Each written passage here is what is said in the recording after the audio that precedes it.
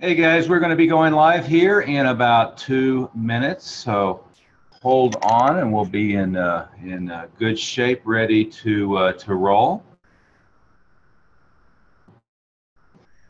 See if we can get everything technically organized a little bit, and we will be off to the races. So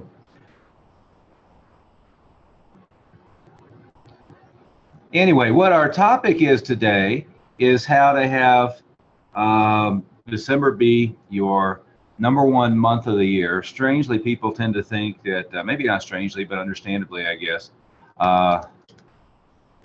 that they tend to think that July and December are slow months of the year, that it's difficult to do a lot of business. But that's just not the case. What I have had for many, many, many, many years now is December be my #1 cash month of the year. And in addition to that, I've had November be the second best cash month of the year. And now what we have is the reality is also that November and December can really be two of the best promotional months of the year. Now, whether that means that you're going to have the best number of enrollments you've had all year in December or not, you can. It may or may not be. We've had a lot of our schools, their all-time record enrollment month so far for the year was July. And I'm talking about real enrollments, not summer camps and not short-term type of things. But the reality is with this is you're going to determine your outcome based upon your expectations. And if your expectations are that a certain period, a certain month of the year, a certain time is difficult, you're going to make it that way. And if your expectations are that it's relatively simple, that you can do a really good job with that your opportunities are tremendous, in any particular time of year, you're going to make that happen, if that makes sense. So what I want to do is just start with what we all as martial artists probably know. We know in our gut, we know from our martial arts skill set, we know from our background, that as you think, so do you become, as your expectations are about what reality is and what outcomes are going to be is what you manifest. We all know that. But unfortunately, sometimes with our business, we treat it differently. And before we really get started here, because we're waiting for people to dial in and tune in, and we'll be joined by a couple of panelists here with me as well. What I do want to do is talk about some failure mechanisms that I keep seeing over and over and over again. And I've got some raised hands here. Hopefully everybody can hear me fine. So anyway, we're off and running. It looks like everything is fine. If you have any questions, feel free to ask. There's a little Q&A tab here for the webinar. And again, we're waiting for a couple panelists and waiting for everybody to get logged in. We have quite a few people who have logged in so far, but this is going to be as much as possible open Q&A. There's a little Q&A panel there. I don't think that in this particular system all the viewers are going to be able to go live. I guess we could have. It would have tapped down our participation numbers. But what I do want to do though is really make sure that everybody gets the idea of how to make sure that you have a huge number for the next 2 months. And we have a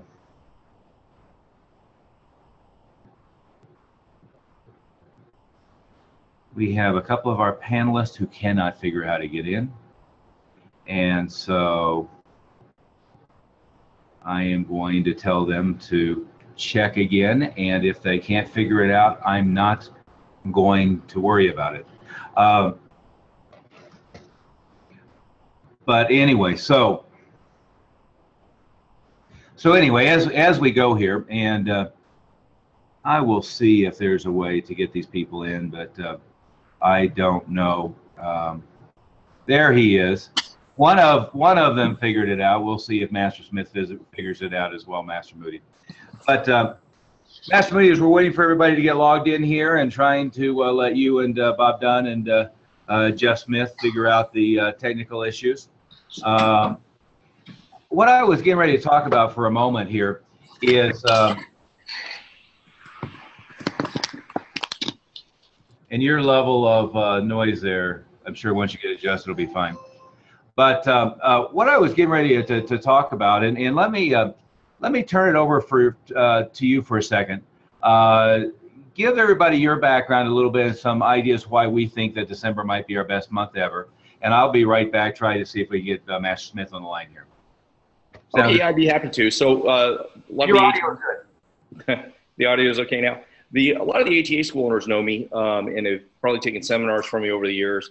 But I've owned 8 schools here in Arizona and in California, and we've been doing, when we started out, probably like a lot of you guys, we would have unusual Novembers and Decembers. Like, it's really busy because the holidays are happening, Thanksgiving's happening, schools are closed, people are distracted, they're not coming into class as much, things like that, or that at least could happen, or we had that trouble, many, many years ago, 20 years ago.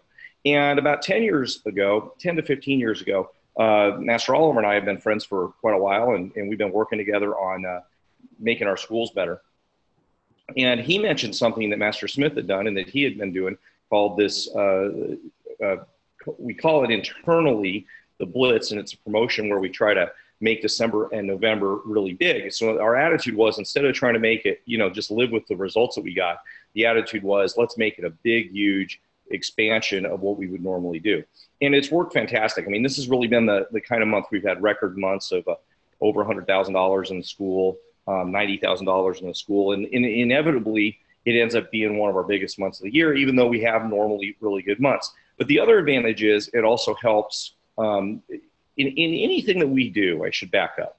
In anything that we do, we're really kind of focused on not just making money, which a lot of people think that it's about, or not just getting new members, which a lot of people think it's about, but also having really good quality of service for our students and having really big long-term goals for our students so they end up becoming black belts. And, I've looked at the numbers, and I've seen the numbers across the country, and, my schools have typically been double the normal rate of promoting people to black belt. And that's not because we make it easy. It's actually probably harder for them to be able to become a black belt in my school than in most other schools in the comparable kind of niche that we're in.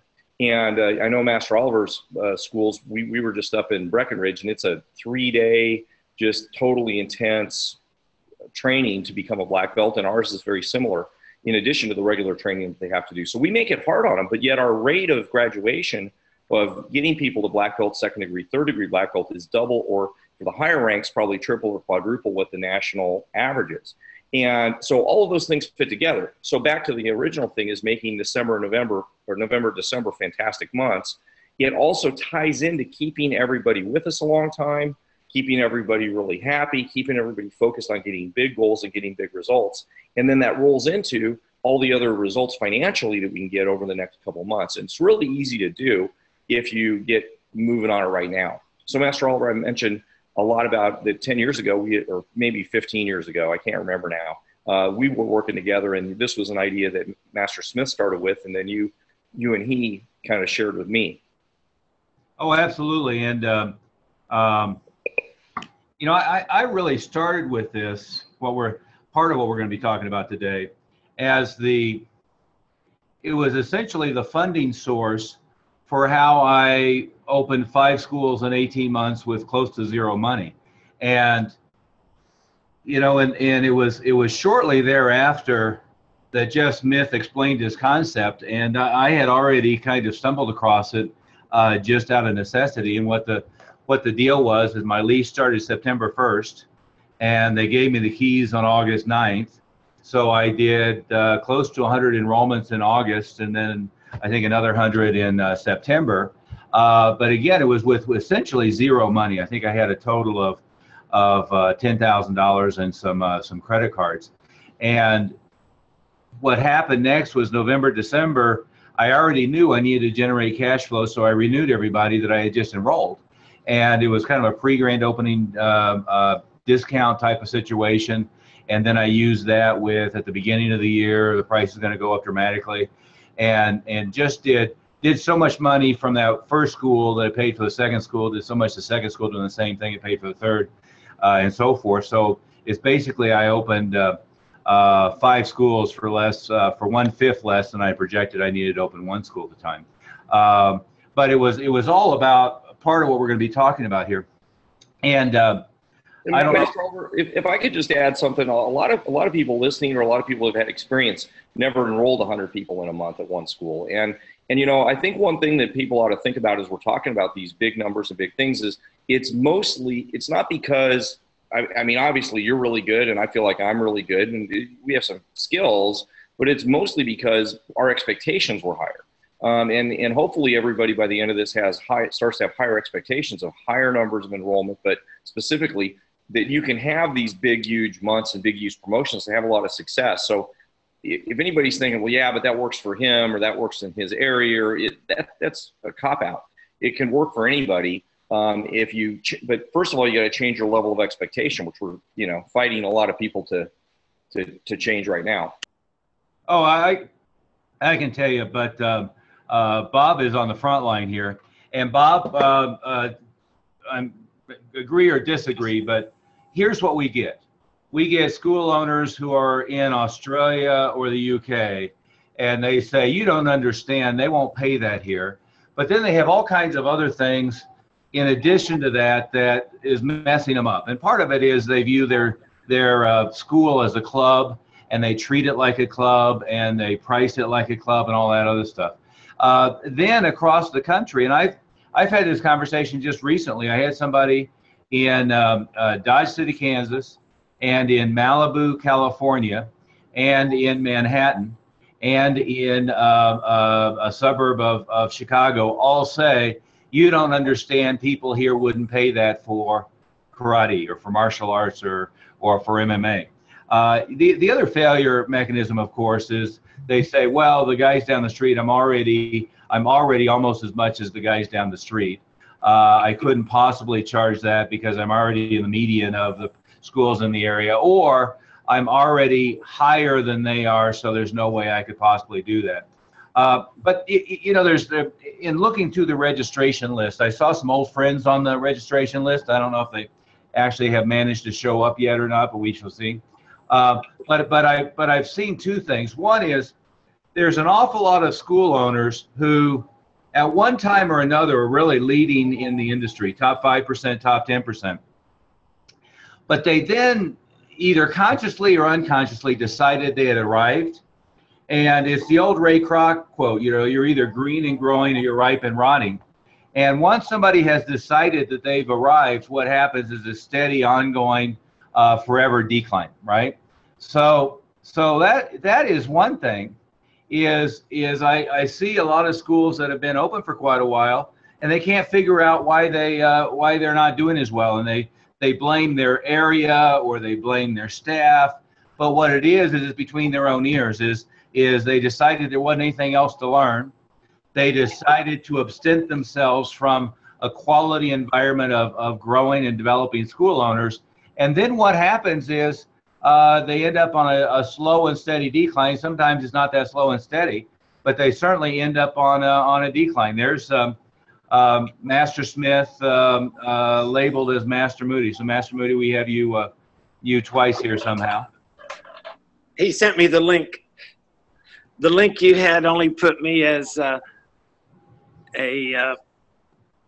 first participant, or wasn't letting me do the audio and the video. Okay. Well, you were clicking on the wrong link, but rather than try to fix your technical acumen, we can just move forward here. If I had 2 links, I could have picked the wrong one, but since I had one, it was the only one I had. I'm not even going to try to fix it. You know, on that topic, Master Oliver, with those schools that are struggling or believe they can't even move forward, to really zero in, one of our friends and members, Sean Harvey, being out in Bermuda. I mean, there you have a locked-in island, and he had every school owner that I think the maximum student count was 35. Yeah. Wasn't charging over $50, $60 a month, and told him that he could never do that. And he had doubled and then doubled his double price, you know, in his program on that island. So, I mean, that was a perfect example that it could be done anywhere. If any place it could be done, it'd be there. Yeah, and I mean, the message is everybody needs to wipe out their expectations and have an empty cup kind of mentality about what we're trying to do. And when you do that, you end up, we have huge success, especially on, you know, this is just one topic, but we'll get back to this specifically. But, you know, you've got to have an empty cup kind of mentality into this for most school owners, because they're not, the expectations are just too high. And I think Master Smith is incapable of not working out while we have live video going. So I'm going to mute you. I don't know. Maybe I muted myself. I don't know. But I'm right here. I hear you. Okay. I was just getting my drink. Okay. Okay. Let's move forward here for everybody's purpose. This has been the week, I guess the end of last week and the beginning of this week, that I talked to essentially all of our members one-on-one. And I want to give everybody just some stories of what's been happening in the last 2 weeks. I talked to Greg Macy. Last Friday, I believe it was, he had a $15,500 cash night. Thursday before that, he had a $13,500 cash night. Tuesday before that, Amanda Christensen had a $32,000 cash night. The Saturday before that, Andre, who's in Coral Springs, Florida, he made 90 intro appointments, which is looking like they're still coming through the pipeline, but it's looking like he's going to end up with 60 or 70 intros, looking like it's going to be 30, 35 enrollments. I talked to Paul Pendergast. He's in New Jersey, and his school has gone from $197 a month to I believe now $297, at least $277 a month. And he just did 4 upgrades. One of them paid in full. I believe that was a $15,000 deal in the last 3 days. So, and that's at one of his schools. The other school is doing comparable momentum and numbers. Now, from our members last December, Colby Winkler in December did $200,000 in revenue from renewals. He's in Minnesota. We also in Houston, Texas, one of our members did 800 leads, which, by the way, to track the numbers through, 800 leads would have been 500 or 600 intros, would have been at least 200 to 300 enrollments. From last year's Star Wars movie. And I can go on and on and on with this. I keep having conversations with our members who are having huge enrollment flow right now, and with lots of stuff lined up for after Thanksgiving and into Christmas, and who are having huge renewal flow right now and huge cash results. For everybody's benefit, and I see a lot of new people, relatively unfamiliar names on our webcast here. So let's introduce everybody for a second. I'm Stephen Oliver. A lot of you guys don't know much about me, so I'll give you the thumbnail sketch. I've been running schools since 1983 here in Denver. Have been running schools since 1975. I worked my way through Georgetown University, came to Denver, opened 5 schools in 18 months. I was kind of giving that example a minute ago. Inflation adjusted, I just figured out that I sent an email out and posted this, but I think it was something like had done 2.5 million in today's terms back in the late 80s. Master Smith, I forget the number we came up with, but you had done like 2.9 million in the early 90s. And you know, this isn't just in the past. So all 4 of us are still actively engaged. Bob, you're not running a school, but 3 of us are actively engaged in running professional schools today at a very, very, very high level. A couple of the examples I just mentioned were Mile High Karate schools here in Denver or in Virginia. One of them was Mile High Karate Thornton, where she had just done 32 enrollments. Another one is Mile High Karate, who tied to Halloween had just made 140 appointments for introductories. I believe they've taught 80 of those and will likely enroll 40, 45 of those here by the end of the week. So, you know, that's my background in a thumbnail, but I've been running a multi-million-dollar operation since the 80s, and then in addition to that have morphed over the years and been doing a lot of coaching and consulting with schools. Master Smith and I have Mile High Karate schools as franchises now all over the world, and are actively working with school operations. Master Moody, give them a little bit of your background really quickly.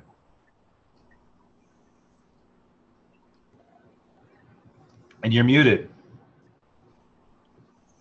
Yeah, that was good. Well, ironically, since I couldn't handle the technology there, I used to be an engineer, worked for NASA and worked for lots of space, literally rocket projects. So so I did that, but I've been doing martial arts for a long time, and I decided I wanted to do this for a living. I figured at that time I was making really good money as an engineer, that I did this because it was my passion, and I didn't think I'd make as much money. And it turned out I had good mentors, Master Clark, Grandmaster Smith, and made a lot more and was a lot more successful with this. So I had 8 schools in California and Arizona, and I sold some of them, all for profit and all, you know, in good situations. So I've been National School of the Year in the ATA. All my schools are ATA schools, and National School of the Year 8 times. So, and also some of my background is that in parallel with that, I got my PhD in education and my master's degree in psychology. So I really use those things all together. All those things fit together and how we've been able to make the school successful, but also successful in a way where, like, for example, I just got back from Italy and I was gone for a week and everything ran great. I mean, that's kind of, to me, one of the models that we need to follow is, or what I've always felt is, I want to make my instructors good. I want to make my people good, and not make it all about me. So even though, you know, even when I had 8 schools going and another 6 or 7 schools that were working with me at that time, so we had like 14 schools in our training, you know, I'd still do my training with them, and then I didn't have to be there physically, and everything ran great because we had good quality. You know, to me, that's a measure of good quality, that they can run good without me sitting in the school or teaching all the classes and everything. So our operation was up to about a $3 million operation. That's back in the early 2000s. Yeah, and something you said there is the difference between owning a business and owning a job, right? Is you own a job when you go into your business every day and you do lots of activity and it generates money. You own a business when the business operates, whether you're there on premises or not, whether you're selling belly to belly or not, whether you're teaching classes or not. And what Master Smith did with the Junior Institute, and then with World Champion Jeff Smith Karate, and now with Mile High Karate, what I did with Mile High Karate, Master Moody, what you did with your schools, is operate a business that, sure, it had elements of our personality, it had elements of our training and development, but each branch operated with or without our day-to-day, minute-by-minute participation. And I see so many people who get, you know, really good as an instructor, but they can't get the other pieces to work, or they get really good as a salesperson, but they get stuck there in the school. And then when never done that one before, my chair just adjusted itself underneath me. So what can go wrong will go wrong today, I think. But I see so many people who never have figured out how to run a business. They end up spending all their time in this situation of just having a job rather than having a business that's working for them. Master Smith, give them a little bit of your background and expand on that if you would. Well, been in the martial arts for over 50 years. I started in the Junri organization back in the 60s. And when I got my black belt, I was teaching in Texas at the university there where Master Ree started. And when he moved to Washington, D.C., he asked me to come out and work for him. And that's how I ended up in Washington, D.C. in 1970. I had a pretty successful competitive career, was one of the top point fighters in the country for a number of years until kickboxing became the new thing. And I became the first world light heavyweight PKA kickboxing champion. Continued that competitive career for about another 10 years through the middle of the 80s. During that whole time, I was running the June reorganization, training the managers, training the instructors, and at the same time, training myself to compete in all these world title fights.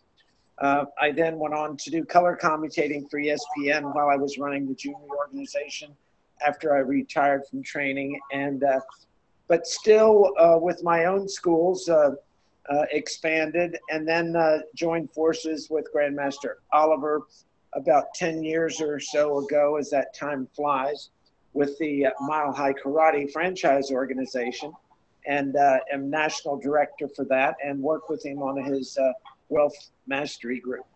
Yeah, and perhaps even more importantly is, while you were a professional fighter, you were running a multi-million-dollar martial arts business operation, right?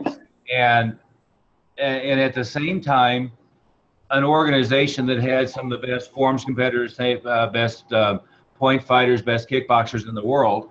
And what happens for, the broke guys in the industry is they have one excuse, which is, I don't want to be a McDojo, or the old term of that was a belt factory. But the reality is one doesn't have anything to do with the other. You can be crappy at martial arts and be broke, and you can be great at martial arts and be wealthy, and the two aren't related. And Master Oliver, I might add in there, and you can be great in martial arts and doing crappy in business. You might be great in business and maybe not teaching such good martial arts. So, the best case scenario is you have to produce quality people, so we perpetuate our art, but then we want to make sure we have a successful business that it can continue on. Yeah, well, that's exactly right. And one of the quotes that I really like is, in addition to the "you're either green and growing or ripe and rotting," is the quote that most people would rather have a good excuse than good results. And what happens so much of the time in martial arts is, people look at you, they look at me, they look at Master Moody, and they say, well, they're just a McDojo, or they're just a belt factory, or they're just a sellout. And they miss the fact that, and maybe they don't miss it, they just don't want to hear it, that we actually have much better quality students. And the quality of your students isn't defined by how good the top 1 or 2 are. The quality of your students is defined by how many of them are still there 3, 4, 5 years ago, and what's the mean physical quality in the middle, right? Is everybody can produce a couple of superstars. I mean, there's some people who are just genetically gifted. A quality school is dependent upon graduation rate and the quality. It's really no different than high school or college. If a high school is graduating 100%, but none of them can read, they're not a good school, right?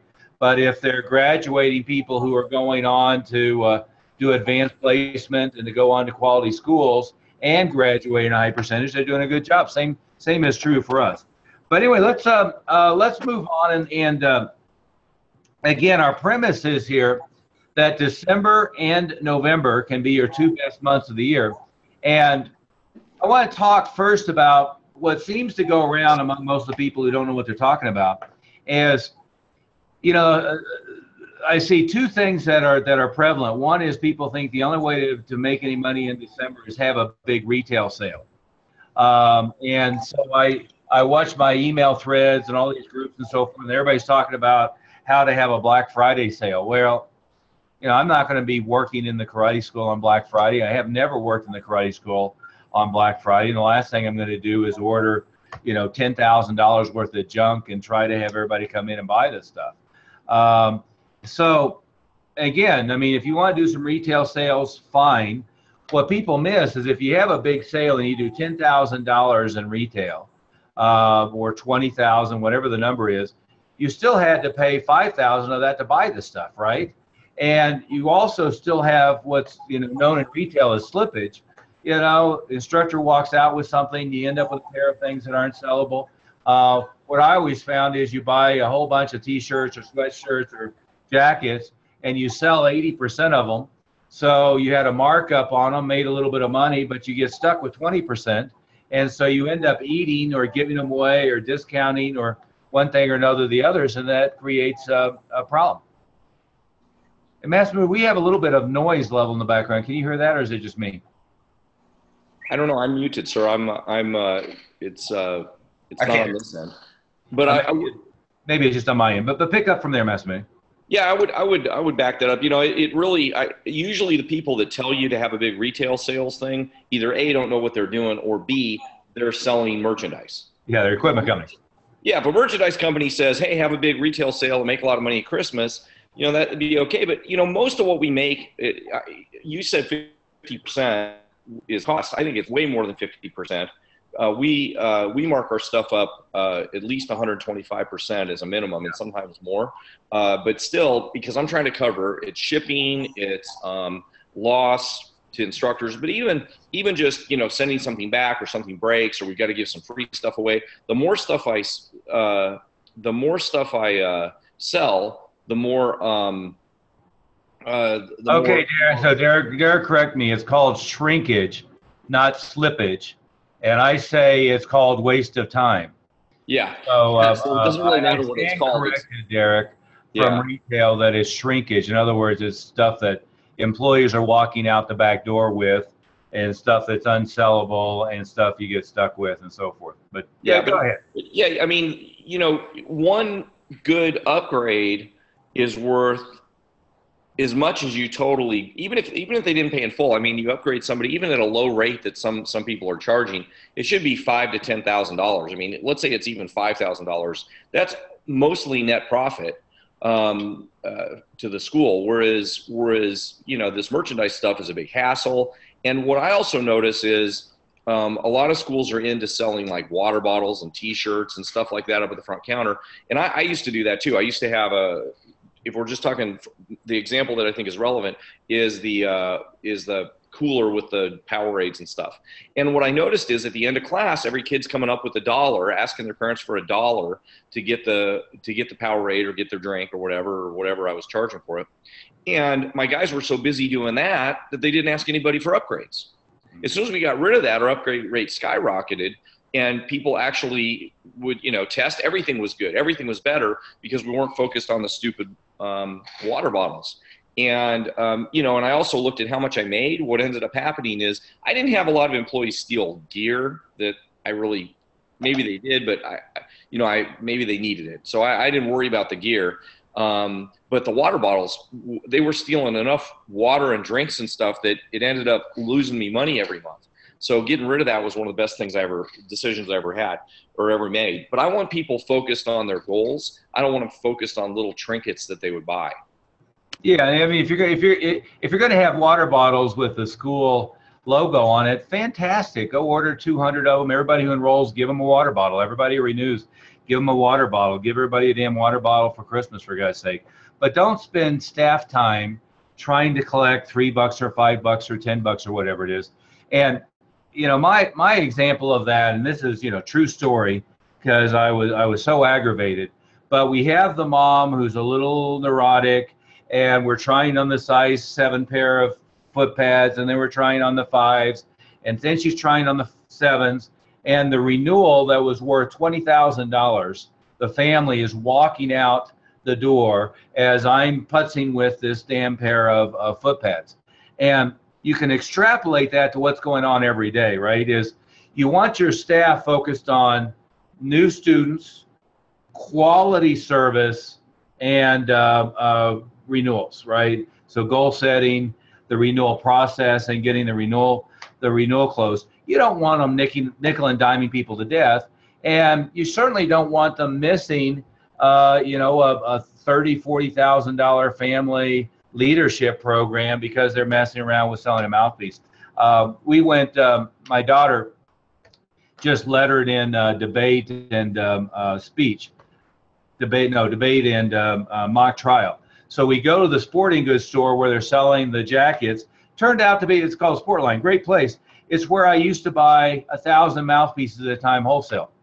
I was buying mouthpieces for 40 cents, And I made it a policy we never sold them again, right? Is when they got their equipment, we gave them a mouthpiece. When they came in and they didn't have their mouthpiece to spar, we gave them a mouthpiece. Then I got smart and did the ones for the football helmets, right? So then we gave away the ones that were costing $1, but you know, they usually didn't need another one. But I didn't want my program director, one, sitting the kid out because they didn't bring their mouthpiece, two, trying to collect $4 from mom, especially mom who's in the process for us to renew. And I didn't want us to be wasting time with it, right? Box of mouthpieces back there. I spent $500 once every year or two, and it was best investment ever of not having to mess with it, right? So we so many times we get stuck majoring in minors. But before we go on, here's what I want to talk about in fairly specific terms is one way you make December huge. Oh, and I was going to say what everybody thinks is number one, they have to do a retail sale. Number two, that maybe they have to do some kind of winter camp, and it's like summer camp, and for 10 days they have all the kids come in and they're paying $200 for the week. So all of a sudden they're making money from that. I got to tell you what I want is I want me and all my staff to be on vacation from Christmas Eve until the day after New Year's. I don't want, not only do I not want a winter camp going on, I don't want any of us having to work, period, during that period of time. Master Smith, so your technical prowess is your Greg Moody times 2 now. So we have 3 Greg Moody's and we have you twice. Oh, okay. I don't know. It is entertaining. But I don't want the staff working over the holidays. I'm not going to be working over the holidays. I'm going to take 2 weeks off over the holidays. What I want is I want everybody to have their absolute best cash month of the year. And I want them to have either a really strong enrollment month, but I also want them to be stacked up so that January is our absolute best enrollment month of the year, right? And the way we do that is we generate a lot of traffic for new enrollments. Some of them enroll in December, some of them enroll in January. Either way is fine. And we finish out the month with such a strong, we've ended up calling a renewal blitz, such a strong renewal blitz starting in November, carrying on in December, that we have record cash numbers. 2 is we have the billing take a big jump in January. So the monthly revenue coming in promise takes a big jump. Number 3, so that we've gone through this process. What's your term, Master Moody? I like it, and then I can't remember what you call it, but black belt month or something like that? Black belt goal setting season, because the holiday season for us, it's black belt goal setting season. Excellent. So we go through black belt goal setting season. Doesn't matter whether I'm a brown belt or I'm a white belt, is we're setting goals and we're focusing and we're visualizing and we're excited about it, and we're having a long-term view and commitment to train to black belts. Guess what? July and December are 2 big dropout months. You've got to be very careful that they don't leave for Christmas and not come back after the first of the year. You've also got to make sure they don't go to grandmother's in July and don't come back, right? So one of the things we want to do here is we really want to set their goal and focus on when they're going to be off and focus when holiday vacations are, make sure they're up to date on their testing cycle, that they have enough lessons, make sure that they've really set that goal and they're excited for the new year. So Master Smith, we're talking about your idea. Outline a little bit of what made this end up being the best month of the year. Well, one of the things that we were always targeting is everybody was setting goals for monthly goals, and they had quarterly goals, and it just always seemed that third quarter was always the worst quarter of the year. So I kind of took our analogy, the way we had been doing our monthly goals. What we told everybody is you only have a bad month when you decide you're going to have a bad month. In other words, after the first week, if you thought it was going to be a good month and nothing's happening, well, you're going to have a bad month if you don't start doing something about it. So the idea is to turn it around, do something that's going to make a difference. So we started targeting, because it was typically a slow for most retailers, it's a big business during the holiday season, but that's usually where most everybody is going. They're not starting new activities. So it's a little harder to get them to start into the schools maybe during that December or after mid-November period of time. But so we started targeting our renewals. But, as you were saying before, the summer, when school starts back in September, we would always have a big influx of students. So we always had a big group there that we were trying to finish up and get them upgraded before the end of the year. So that's how we kind of started our renewal blitz. And one of the ways we did it is in January, typically, we would make a price increase. So one of the things that we started doing is trying to get the students to upgrade their new program and let them know that the prices were going up, and this would give them an opportunity to take advantage of 2000, for instance, this year, 2016 prices instead of paying 2017. So we would make a big event out of it, and it turned into, quite an ordeal. And I will say you took the ball and ran with it. It was my initial idea. We became very successful with it, but you even took it to a new level. So it's not just, one of the things you said is you didn't like to work those last 2 weeks of December. Well, I will say back before we had the renewal blitz, we always worked. We only closed Christmas Eve and Christmas and New Year's Eve and New Year's, and every other day we had to be open because we had to get as much money as we could because everything was going kind of slow.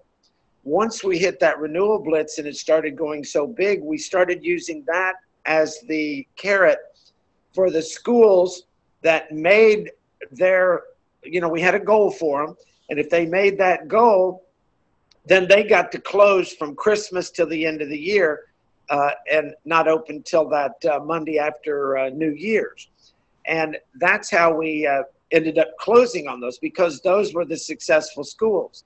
But I will say those schools that didn't hit their goals and didn't make what they were supposed to, we did make them work during those days. So I'm not telling everybody close. If you make your goals, you've got to, reward your staff for what they've accomplished.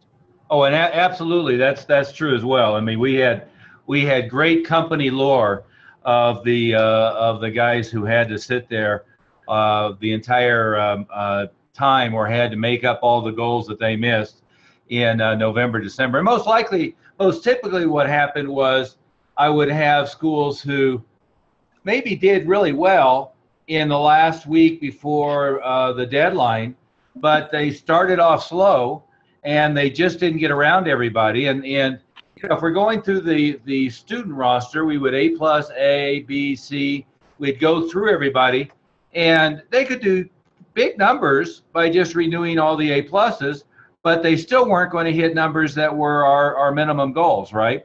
So we would have, and this is over this period of time, and we all three ended up with pretty big staffs. So you have to incentivize them and get them excited and so forth. And, this was where over the time I was, for the real high goals, we were giving away Rolexes. And so the guys who had won a Rolex during the renewal blitz, it was kind of a year-round symbol of that success. I sometimes were giving away 10-day cruises. Of course, that one was kind of difficult to orchestrate, in the timing.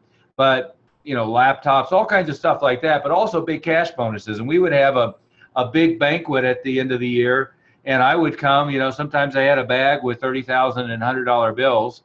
So I'm passing around here's his $1,500 bonus, and here's her $2,000 bonus, and here's his $500 bonus. And these bozos over here, you don't have anything coming. And by the way, you got to work over the holidays. So, hasta la vista, have fun. But I mean, that's the type of numbers that you can do. And we're really talking about, I mean, me personally, belly to belly, I've probably had last day of one of these renewal blitzes, 65, 70,000 in cash in a weekend. And I'm not talking about, again, this is not retail, this is tuition. So there is no, we're not having to worry about how much of that is gross profit. It's all gross profit. Goes a lot further. I mean, so this is really what you can hit with, you know, and being conscious of time. We're about 44 minutes in. We started a little early and then had a few little technical issues. But let me give everybody a phone number real quick. If you have a pen, it is 720-256-0208. Again, I'm going to give it to you again slowly. 720-256-0208. That number is directly to Bob Dunne, who had to run and take an inbound call. But what I'd love to do is set a time to talk with you this week or next week. I think is Thanksgiving. I'm not sure. But is next week Thanksgiving or is following? Thursday. That's next week? On Thursday. Okay, so I'm not talking to anybody next week. I'm taking the week off. But I'd love to talk to you before the week is over to give you some real detailed ideas and examples of exactly in your situation how you can do all this. What I will tell you is absolutely unequivocally, without a doubt, December can be your best month of the year for generating leads for new enrollments. It can be, thank you, Master Moody. I see you posted that in the whatever that is, the Q&A, the chat box. It can also be your best month of the year for cash, and it can also be a very strong month. May not be your best month of the year, but it can certainly be a very strong month on new enrollments. But I'm saying that from a standpoint of you can generate a ton of leads, some of whom end up enrolling in January. Bar none, I would say that January should be your best enrollment month of the year, but you've got to make sure that you don't wait until January to start making that happen. One of the ways you do that is you generate a lot of traffic in November, December for people who end up, in fact, enrolling in January. But and Master Oliver, can I interject something quickly? Of course. You know, when you were saying you did 65,000 in one day.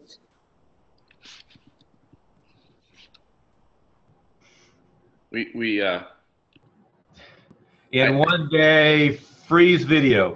Okay.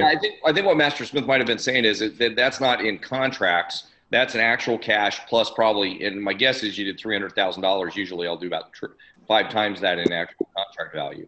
So okay, I'm sorry. Probably more than that. Yeah. I'm sorry, got cut off there. You know, when a phone comes in, it cuts off your picture in the middle of it, and before you can decline the call. There's a function called Do Not Disturb. Oh, where's that one? Disturb. Where's that one? We'll show you later. It's labeled Do Not Disturb. Yeah, I'll have to find that button. Yeah. I like that button. Put it on Do Not Disturb. Yeah, I use that a lot. Yeah, what I was saying is some people, it's hard for them to fathom that somebody might be able to do 40 or 50 or 60,000 on one day. But it was just like you were talking about some of the people. Amanda did one check for $34,000. Well, what happens is you have all of these people lined up and you give them a deadline. They know that deadline is coming. So it makes it, you know, where that very end, you might have 3 or 4 people that were going to pay it in full. Now, we don't get everybody pay it in full. We only have a few people that do that. But, you know, when you're at 15 or 20,000, sometimes 30,000 on a family, and they pay it in full, your cash goes up real quick. Yeah, and don't get the idea, Master Moody, you just said it. We're not talking about cashing, you know, chasing cash and cashing everybody out and starting the new year with all your billing decimated. We're not talking about that at all. What I said was a minute ago is you go into January with maybe a $10,000 bump in your billing. That was kind of our typical, and you mentioned that 5 or 6 to 1 ratio, and that might even be a little conservative. But I was always thinking that we were going to have somewhere between 15 and 25% pay cash. If I was doing it, it tended to be a little on the higher end. Most of my staff, sometimes they were on the lower end. But really what we were focusing on, their time off goals and a lot of that were on contract amount, which really I focus on the increase in the monthly billing. So if we did 100 renewals, we might have 80 of them add $100 a month to the payment. Therefore, we just jumped $8,000 a month in payments. If 20 of them paid in full, the average paid in full was maybe $14,000. So that's $280,000 cash, right? So you can do an awful lot of, and again, depending upon how many people you have to work with. If you only had 50 to work with, you might only be able to do $150,000 cash, and you might be able to add $4,000 or $5,000 to the billing. It all depends upon how many you have. Now, and Master Oliver, before we get on that, I wanted to mention something about the number that we said to call. It's really important you guys get with us this week. And Master Oliver's got a few slots, and Bob will set some up with me too, so we can try to fit everybody in. But it's really important that you get with us this week, because two things. One is there's a clock ticking on these types of promotions. So the clock's ticking on what you have to do in your school, and we don't want to wait until mid-December and then start talking about how to have a great December.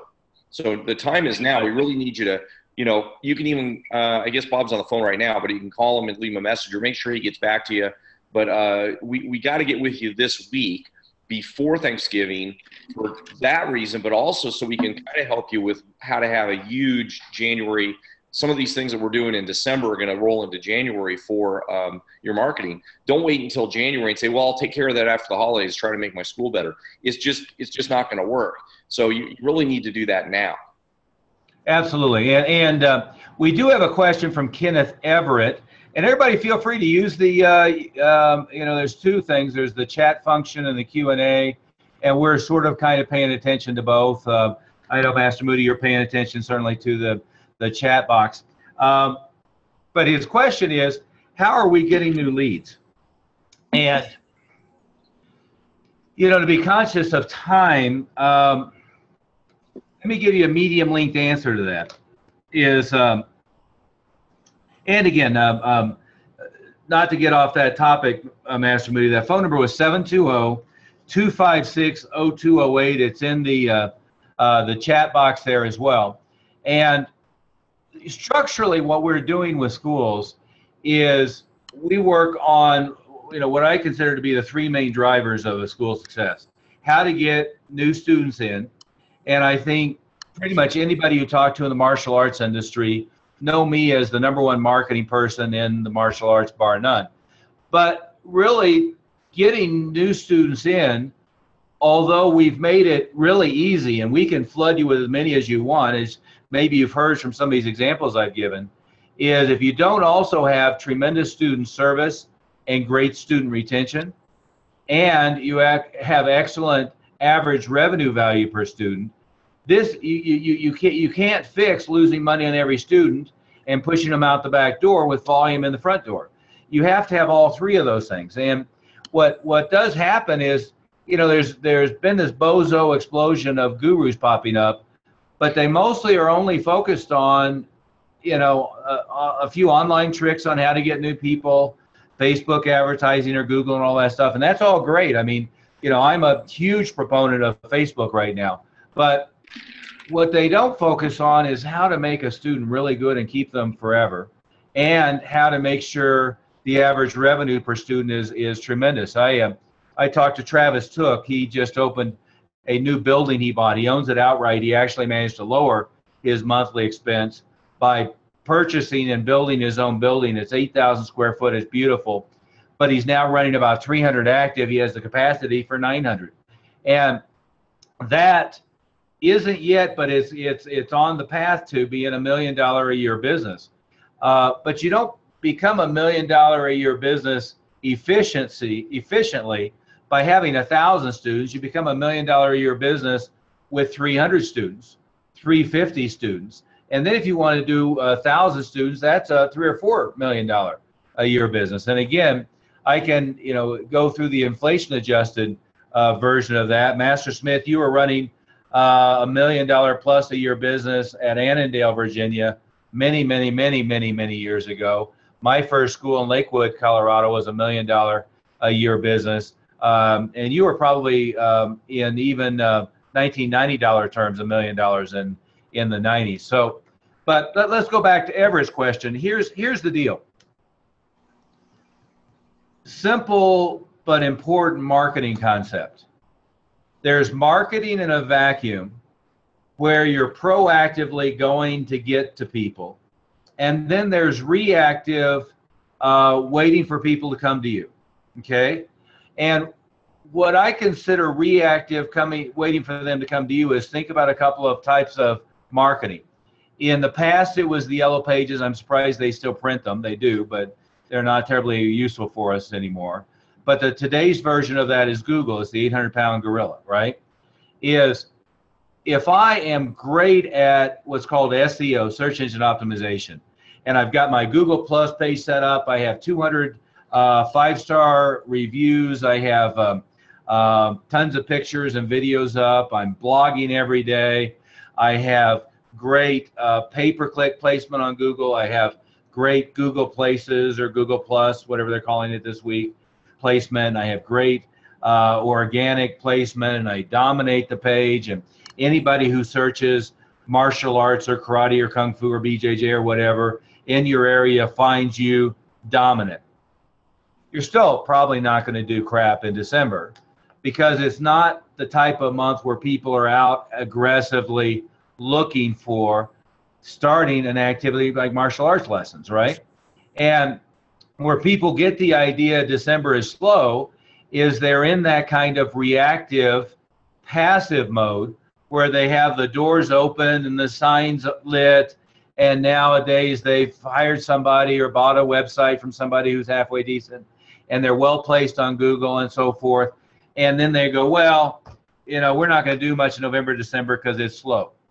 You know, and a comparable on that is, and it's a little different, but in the past it was, say, print ads in the newspaper or ads on TV, and TV still works. Actually, newspaper still works in some focused ways for us. But newspaper advertising, TV advertising in December isn't very powerful. One, because it's the most expensive time of the year. Two, it's when all the retailers spend all their money, which is why it's so expensive, but it's also cluttered. And three is people aren't mentally looking for a new activity to start. They're looking to get their Christmas shopping out of the way and to, you know, to book going to see Christmas Carol at the local theater or whatever it might be. So we're not in a period of time from Thanksgiving to Christmas where if you do a bunch of pay-per-click and you do a bunch of search engine effort and so forth that you're going to get traffic. You're also not, we're not in a period that if you do normal type of media advertising where people are going to pay attention and be responsive right now. Does that make sense? So Everett, to answer your question to begin with is, you know, that's part of it is we have to be out proactively in the community. Now, and Master Oliver, I was going to mention, we get a lot of questions similar to Everett's where we get asked, I've been specifically asked it this way a bunch of times, what's the thing you do to get new members? What's the thing? And what they're implying is there's one thing. Yeah. And that's the kiss of death. I mean, when Groupon kind of exploded a few years ago, we were getting these people with getting 100 or 200 leads, and then they weren't enrolling them, which was a separate issue. Yeah. But, you know, but you can generate leads a certain way and it'll work really well. But in almost all cases, there's not one thing. You've got to have multiple things going on. They don't all work perfectly every time. So to do marketing properly, you've got to have a really legitimate business plan. And that's true of any normal business. You look at any big business, Apple, whatever, Coke or Pepsi, their style of marketing is completely different than what we need to do, but they've still got a lot of things happening. So that's a big mistake kind of in the sense of the question, not that we're complaining about, you know, whatever it's saying, but the idea that there's one thing is really the kiss of death in the long run. Yeah, everybody's looking for the one magic pill. And the term I think I stole from Jay Abraham years ago is the Parthenon, right? Is you've got to have the Parthenon going on, but meaning you've got to have a lot of pillars that are driving traffic in. And if you need 20 new enrollments in your school, if you had 20 different things that were all generating 1 or 2 enrollments each, you'd be fine, right? But the other thing you've got to be aware of is whether you're being passive, waiting for people to come to you, or whether you're being active, going and getting to them, right? And so Everett, December is a wonderful time for referrals. You can do family add-on promotions, you can do gift certificates for people's friends. You can have big Christmas parties. You can have all of that kind of stuff. It's a marvelous time for referrals. Some of those will, in fact, end up enrolling in January, which, by the way, is a good thing, too, right? It's also a marvelous time for live event marketing. So I mentioned earlier, Star Wars. Rogue One is coming out before long. Last weekend was Doctor Strange. Next weekend, I think, is Fantastic Beasts, or maybe that's Thanksgiving weekend, and then Star Wars.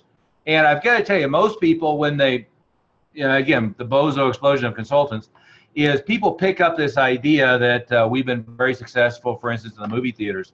But, my son, who's 8, and I go to all the movies together, any of the ones that's appropriate for him, and is not the kiddie ones, because he wants to see Doctor Strange, not Trolls.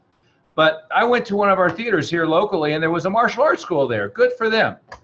And what they had is some college-age kid sitting behind the thing, playing with his mobile phone the entire time, never even looked up, and I'm guessing that he got 1 or 2 leads the entire weekend. There's a methodology that goes with these that makes it work really well. Years ago, I tried to talk my friends Tim and Dave Kovar into doing this, and they kept coming back to me and saying, well, it just doesn't work. It's like, well, it works great. I just got 100 enrollments from this last one. I probably got 1,000 enrollments from the Karate Kid movies, to give you an idea of how long we've been doing this effectively. But there's a strategy, there's having the right strategy, and then there's having the right tactics, and we can walk you through all of those pieces. But Everett, that's one of the answers. So it's a great time for family add-ons. It's a great time for referrals. It's a great time for referral events, live events in the school. It's a great time for external community events. And by the way, kiosk in a shopping mall, I've seen people do 500, 600 enrollments from having the kiosk in a busy, high-quality shopping mall. The movie theater promotions is another one. Big churches, elementary schools, middle schools, high schools, community events all tend to have Christmas-related, holiday-related, Thanksgiving-related events. All of those things are great opportunity. And I could go on and on and on. The first thing is not to get convinced that it's a slow time and sit down and suck your thumb, right? The second thing is to recognize that December is a marvelous time that people want to spend money and they want to buy gifts, and they're now really immune to worry about what's going on their credit card. So it's a time that in November, December can be huge cash numbers, huge goal setting numbers, but huge numbers of new leads, some of whom convert in January, some of whom convert now. I will say, you've got to start this stuff strong, because if you wait until December 20th to start rounding up leads, they're all going to enroll in January, because the closer you get to Christmas, the more you're going to get the excuse of we are going to have to wait till after the holidays. And, and the more money you do, the more you get like I am, which is I'm not working the week of Thanksgiving. I'm not working the week of Christmas to New Year's, so I'm not going to work on getting them enrolled, the week between Christmas and New Year's, because we're going to be off. And I always wanted to have my, my staff be in the Virgin Islands or be with their parents and family or whatever it might be. But I wanted them to have time to come back to the new year refreshed and wealthy, right? I wanted them to have had such income results that they couldn't, that when they went home for the holidays, that they were bragging about how much they were making in martial arts, rather than getting the when are you going to get a real job syndrome that happens with it.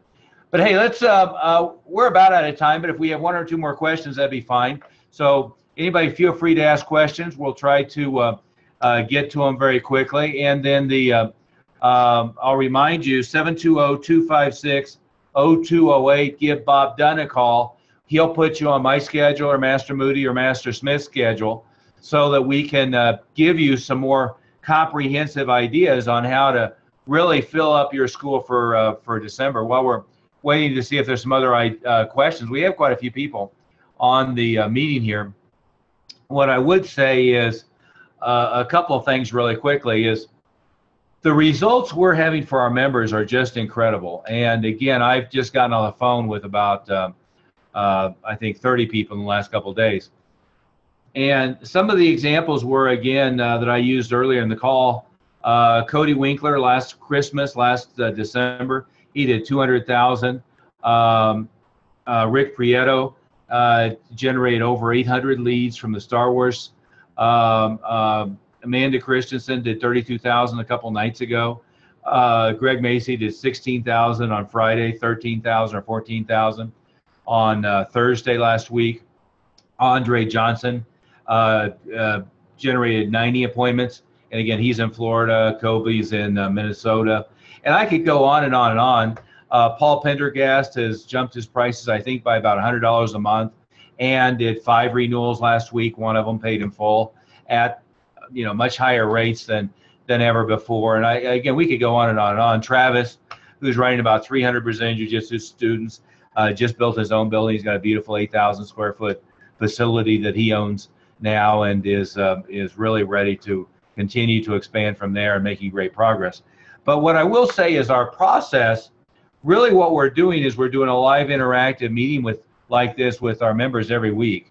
And it's really valuable for them because no question goes unanswered. They're actively involved with that. When somebody like Andre makes 90 appointments, and another one was Alan Ogle, who made, 140 appointments in 2 days. But no question goes unanswered, no objection. Master Smith, you were laughing at me, but somebody asked how do I handle, I forget what the objection was, but some objection during the renewal process. And the answer, of course, well, it depends. You ask this question and figure out whether they're asking about this or asking about this or asking about this. If they're asking about this, you handle it this way. If they're asking about this, you handle it this way. By the time it's done, there's no question, no process unanswered. And in the process, we're getting everybody together face-to-face on a quarterly basis. Our process really is the same that you would use to develop a student to the highest level. Is we have a classroom environment where some of the members are doing much better than you. We have Greg Macy. He has his first school. It's been open 3 years. He's on track for $1 million. He has a new school that's been open for now, I think, 4 months. It's doing over 30 a month. We have Amanda Christensen, who's running one school that's on track for $1 million this year. We have Eric Williams and Hein Nguyen. That's Elite MMA. Their main school is doing 120, 130,000 a month. Their branch schools, I believe, are all in the 400,000 to 600,000 a year range. I mentioned Travis Took a minute ago. We have Steve White. His main school is at about $1 million a year, or actually about 100,000 a month. And his branch school rapidly has come back up to about 30,000. We're working on it becoming comparable to his Manchester, New Hampshire school. And I could go on and on and on. I'm missing a lot. Paul Pendergast has 2 locations. One is rapidly going from $500,000 to $1 million. The other one is rapidly going from 30,000 a month to he should be at 600,000 before long. And we could go on and on with the quality of people we're working with. But when you get together in a room with people who are at this level and meet with them on video chat like this at this level, are able to ask questions about anything they've done. So what we did at the last meeting is we really picked Colby Winkler's mind, who in December, he did 200,000 last year. And we were talking about how he went about it and what he did and what the strengths of what he did was, what he would have done better, how he went about it, how the conversations went. So you just can't underestimate how valuable it is to be in the room with super high performing people, understand and really get to ask any question. And so our process really tends to be mostly those 2 components. We have a very active members only discussion forum where we answer questions. We have so much stuff on the website that it gets overwhelming. We have to use it specifically for individual topic conversations. But it's really about having a classroom environment every week and a classroom environment face-to-face for a couple of days on a quarterly basis. Coming up in the next 24 months, we're going to be behind the scenes on leadership development at the U.S. Naval Academy in Annapolis, and the next year at the West Point, the U.S. Military Academy at West Point. We're going to go behind the scenes at Disney World in Orlando. We have every year the marketing boot camp, and our focus really tends to be on what's new. So what's happening online and offline that's new and exciting. And most recently, it's been a lot of different things with Google and with Facebook and with retargeting and so forth. But anyway, Clearwater. What's that? Did you mention Clearwater, Florida? Yeah, that'll be our next meeting. Our next live meeting is in Clearwater, and then we'll be in Annapolis, Maryland, and then we'll be in Colorado, and then we're going to go behind the scenes at a very high level black belt retreat and really show everybody the details of leadership development and character and confidence focus and the highest possible skill set. And again, that phone number, it's in the chat box, 720-256-0208. Master Moody, we've gone about an hour, coming up on an hour and 10 minutes. Any last thing before we have to wrap up? There's two really there should be a sense of urgency here, because we want to try to get everybody focused in the right things for the rest of the year. You know, it'd be if you started with us midway through last year, you're already kind of on track for that. But we've got to really rush. So I can't kind of overemphasize the sense of urgency to try to get with us this week. That's not a pitch or anything else. It's just that we just got to get you guys doing what you need to do to have an incredible finish to the year. And if you can imagine finishing the year maybe the way you did last year, whatever that was, hopefully it was good, and now finishing it with the kind of numbers we're talking about, what would that double or triple? Yeah, or maybe a lot more than that. You know, what kind of difference would that make in your life, and how would it make your Christmas and holidays and everything go? Plus, it's going to make January, if we can get things working right and you plan January right now, then you're going to have an incredible start to the year. It's just going to make everything well. We've really got high leverage times, and that's why I'm so insistent on this urgency. One high leverage time is right now. People are spending money. They should spend it with you. They're thinking about their future. They should think about it with you. That's part of what this is about. And then really it also means that the January, February timeframe is going to work right. So there really is a sense of urgency, a little bit more than most of our kind of calls like this, that you really got to get with us now and today and get on the line with us this week so we can get you moving. Yeah, and the thing we really haven't mentioned is you really need to go into the holidays with the first quarter marketing plan in really good shape, right? And we're going to go into our first member meeting in first of the year in Florida. We always try to do our winter meeting someplace where it's warm and on the beach. But we're going to start that with a really kickoff 2017 strong and hit the ground running. But within that context, we're going to already have spent a month and a half with everyone on how to ensure that January starts really strong. And you can't go through the holidays, get to January 1st and say, okay, what do I do now? Because that means that even if you implement a pretty good plan, you'll have a good February, but you'll have a crappy January. And January should be, by all accounts, by certainly my experience has been over 30 years, is I always started January off strong.